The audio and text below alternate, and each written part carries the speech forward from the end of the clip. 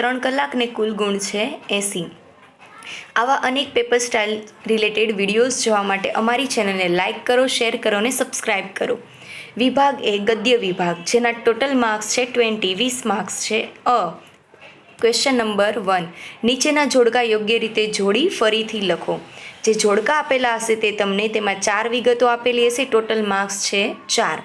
જે જોડકા અલગ અલગ 3 રીતે પૂછાઈ શકે: પાત્ર અને યુક્તિ, કૃતિ અથવા તો કર્તા અને કૃતિ અને તેના પ્રકાર।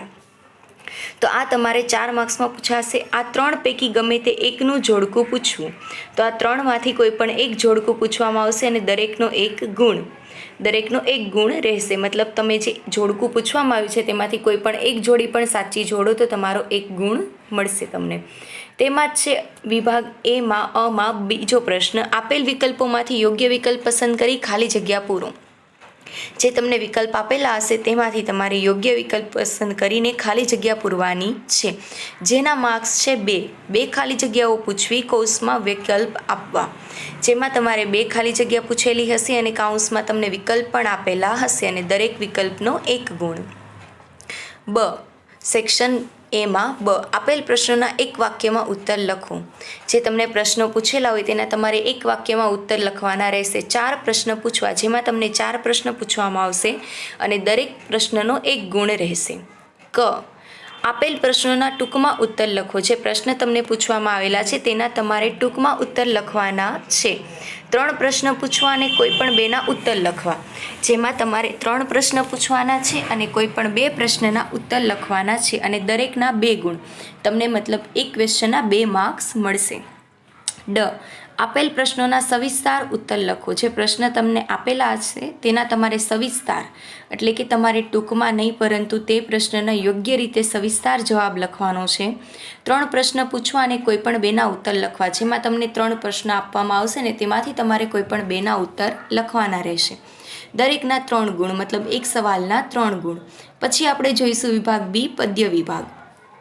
તેનો પણ ટોટલ વેઇટેજ છે 20 માર્ક્સ। 1, નીચેના જોડકા યોગ્ય રીતે જોડી ફરીથી લખો। 4 વિગતો। આમાં પણ તમને જોડકામાં 4 વિગતો આપેલી હશે, તેમાંથી દરેક વિગતને એક જોડી તમે સાચી જો બતાવો તો તેનો 1 માર્ક્સ। કૃતિ અને કર્તા અને કૃતિ અને સાહિત્ય પ્રકાર। આ 2 પૈકી ગમે તે એક જોડકું પૂછવામાં આવશે, દરેકનો 1 ગુણ।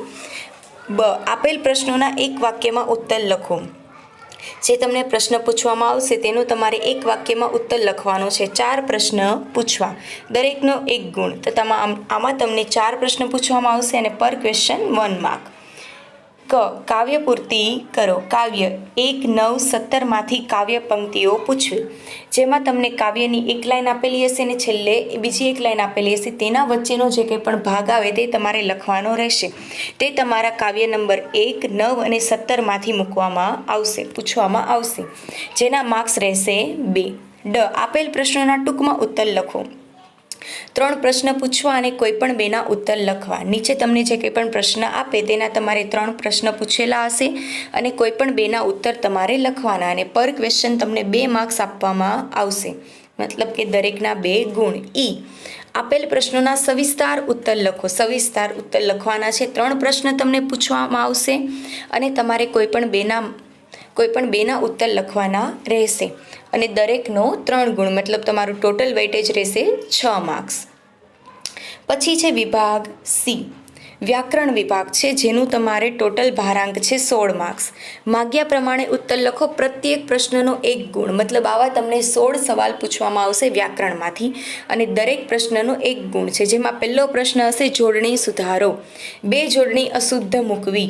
જેમાં તમને 2 જોડણી આપવામાં આવેલી હશે અને તમારે તે બંને જોડણી સુધારવાની રહેશે, મતલબ એક જોડણી સુધારવાનો તમને અડધો માર્ક્સ મળશે। બીજો, સંધિ છોડો અથવા તો જોડો। 2 સંધિના શબ્દ મૂકવાના રહેશે, એક જોડેલ અને બીજી જોડવા માટે આપવી। જેમાં એક તમને જોડેલી આપેલી હશે, મતલબ તમારે તેને છોડવાની, અને બીજી તમને જોડવા માટે આપેલી હશે, મતલબ તે તમને છોડેલી આપેલી હશે। એટલે એક જોડણી તમારે જો આમાં એક સંધિ સાચી પડે તો મતલબ અડધો માર્ક્સ અને બંને સાચી પડે તો 1 માર્ક્સ। ત્રીજું, તળપદા શબ્દોના શિષ્ટરૂપ। 2 શબ્દ મૂકવાના રહેશે અને બંને શબ્દનો તમારે જવાબ આપવાનો રહેશે, તો તમને 1 માર્ક્સ પૂરો મળે। ચોથું, સમાસ। એક સામાયિક શબ્દ મૂકો, એક સામાસિક શબ્દ મૂકો. સમાસમાં તમારે એક શબ્દ મૂકવામાં આવશે અને તેનો 1 માર્ક્સ. 5મું, સમાનાર્થી શબ્દો. 3 વિકલ્પ આપવા, જેમાં તમને 3 વિકલ્પ આપવામાં આવશે અને તેનો માર્ક રહેશે 1. 6, વિરોધાર્થી શબ્દો. 2 શબ્દો આપવામાં આવશે તમને અને તેનો 1 ગુણ રહેશે. 7મું, અલંકાર. 2 ઉદાહરણ મૂકી ઓળખવા આપવા.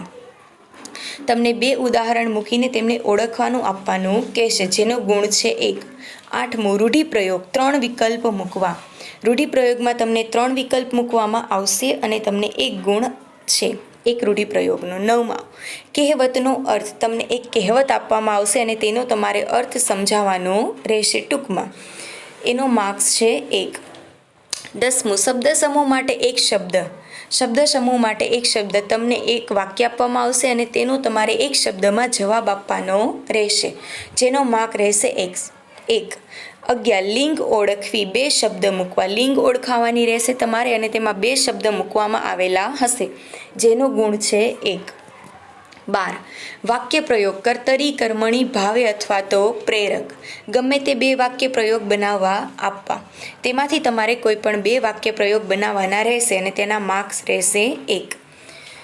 13, વાક્ય રૂપાંતર. તે વાક્યને તમારે નિષેધ, વિધિ, ઉદ્ગાર અથવા તો પ્રશ્નાર્થ માં રૂપાંતર કરવાના રહેશે. ગમે તે 2 વાક્ય રૂપાંતર માટે આપવા, જેમાં ગમે તે 2 વાક્ય તમને રૂપાંતર માટે આપવામાં આવ્યા હશે, જેનો માર્ક રહેશે 1. સાદું, સંયુક્ત, સંકુલ વાક્ય જણાવો. સાદું, સંયુક્ત અને સંકુલ વાક્ય જણાવો. 2 વિધાન આપવા, બંને ઓળખવા આપવા, જેનો માર્ક રહેશે 1. કાળ ઓળખાવો. 2 વિધાન ઓળખવા આપવાના રહેશે, જેનો માર્ક્સ છે 1. 16, પૂર્વ પ્રત્યય, પર પ્રત્યય. 2 શબ્દો ઓળખવા આપશે અને તેનો માર્ક છે 1. પછી આપણે જોઈશું વિભાગ ડી, અર્થગ્રહણ અથવા તો લેખન, જેનું ટોટલ ભારાંક છે 24 માર્ક. વિચાર વિસ્તાર 1 અથવા 1, જેનો માર્ક રહેશે 4. પત્ર લેખન, જેના માર્ક્સ છે 4. અહેવાલ લેખન, તેના પણ માર્ક્સ રહેશે 4.